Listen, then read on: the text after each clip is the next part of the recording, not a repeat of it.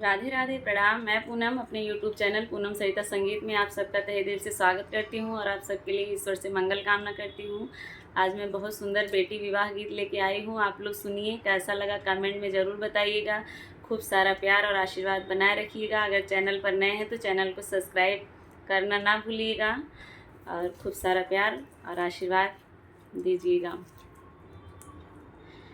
सुघर बदन पापा दिया जनमवला यर सावर खोजला दामाद रे ललनवा अरे सावर खोजला दामाद रे ललनवा। सुघर बदन पापा दिया जनमवला यर सावर खोजला दामाद रे ललनवा यर सावर खोजला दामाद रे ललनवा। सावर सावर जिनी करा बेटी अरे सावर श्री भगवान रे ललनवा यर सावर श्री भगवान रे ललनवा।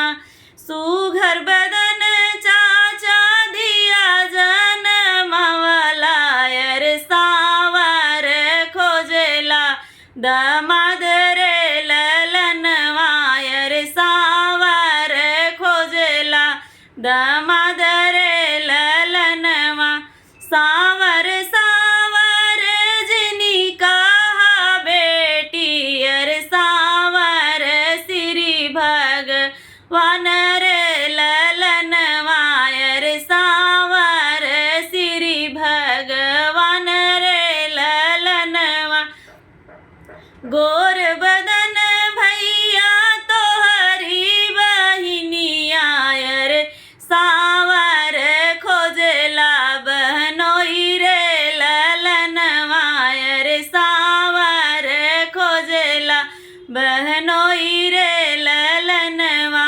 गोर बदन भैया तोहरी बहिनिया यर सावर खोजला बहनोई रे ललनवा यर सावर खोजला बहनोई रे ललनवा। सावर सा